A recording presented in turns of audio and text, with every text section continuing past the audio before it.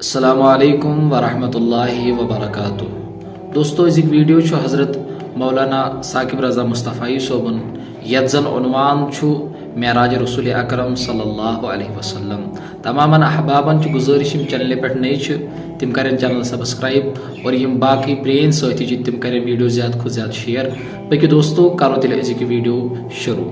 مسجد حرام سے مسجد اقصی تک حضور براق پہ گئے اور وہ اتنا سریع و رفتار تھا کہ جہاں اس کی نظر جاتی تھی وہاں اس کا قدم پڑتا تھا، تو اس نے تو پہلا قدم اٹھایا ہوگا تو مسجد اقصی میں جا پڑا ہوگا، اور اتنی سرعت کے ساتھ وہ رفتار کے ساتھ چلتا ہے، پھر حضور اس کی پشت پہ جلوہ فراز۔ یہ 1000 کلومیٹر فی گھنٹے کی رفتار سے جہاز چلے تو کسی میں ہے ہمت کہ اس کی ننگی پشت پہ بیٹھ جائے؟ ہوا کی مزاحمت ہی گوارا نہ ہو، پڑخ چڑھ جائے، آگ لگ جائے، اور جو کروڑوں میل فی سیکنڈ کی رفتار سے جا رہا ہے اس کی ننگی پشت پہ بیٹھنے والے شاہ سوار کی عظمت کو سلام کرنے کو جی نہیں چاہ رہا؟ اچھا پھر اتنی سرعت کے ساتھ جائیں تو راستے میں کوئی دکھائی بھی دے تو سجھائی نہیں دیتا، اچھی طرح پہچان نہیں پاتا بندہ، یار تم گزرے تھے، کہا میں تیزی میں تھا، تو تیزی میں جو چیز نظر آئے تو اس کو پوری طرح پہچانا نہیں جاتا۔ لیکن اب اس رفتار سے جا رہے ہیں، لیکن معرفت کا عالم کیا ہے کہ میں حضرت موسیٰ کی قبر کے قریب سے گزرا، میں نے دیکھا وہ قبر میں کھڑے ہو کے نماز پڑھ رہے ہیں،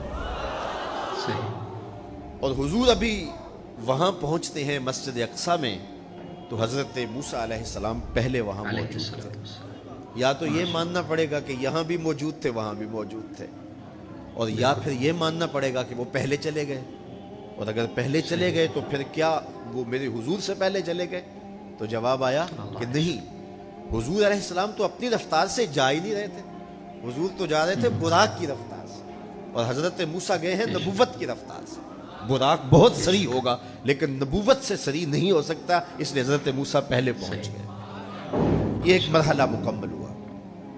اب دوسرا مرحلہ مسجد اقصی سے لے کے پہلے آسمان تک وہ نور کی ایک سیڑھی تھی، اور یہ براق سے بھی زیادہ سریع رفتار تھی، یہ دوسرا مرحلہ۔ اور پھر تیسرا مرحلہ پہلے آسمان سے لے کر کے 7ویں آسمان تک فرشتوں کے پروں پہ گئے، 7ویں آسمان سے سدرہ تک جبریل امین کے پروں پہ گئے۔ یہ چوتھا مرحلہ تھا، اور ہر مرحلہ پہلے مرحلے سے سریع تھا۔ اور پھر سدرہ پہ جا کے جبریل نے بھی کہا کہ آگے میں نہیں جا سکتا، لو دنوت خطوۃ لاحترقت، اگر میں آگے بڑھوں تو جل کے راکھ ہوتا ہوں۔ تو حضور علیہ السلام کے لیے ایک سبز نوری تخت لایا گیا جسے رف رف کہتے ہیں، اس پہ حضور تشریف فرما ہوئے۔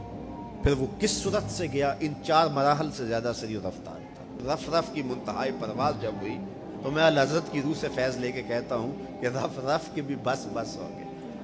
اب یہ 5 مراحل اپنی انتہا کو پہنچے۔ اب یہ حضور کی ذاتی رفتار نہیں تھی، ذاتی رفتار اب شروع ہونے لگی۔ اللہ اکبر۔ پھر آواز آئی ادنو منی یا احمد، پیارے رک کیوں گئے ہو، آگے آؤ۔